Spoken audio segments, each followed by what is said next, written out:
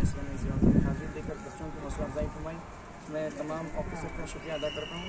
और जिस तरह के हमारे कांति सर ने कहा कि गर्ल्स को जो है 10th क्लास पर डिग्री भी हासिल करनी चाहिए।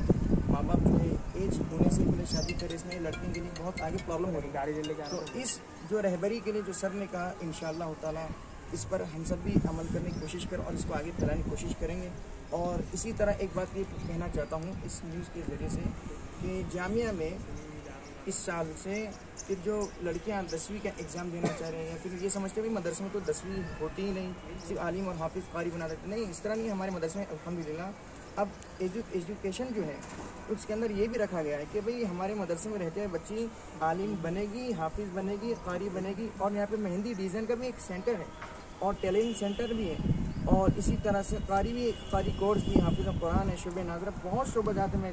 और इसी तरह इसमें अब इस साल एक शोबा ये भी रखा गया कि जो लड़की आलिम करते करते हाफिज़ बनते बनते अगर वो 10वीं का एग्ज़ाम देना चाहिए, इंशाल्लाह उसकी भी 10वीं का एग्ज़ाम दिलाएंगे। ठीक है, इंशाल्लाह।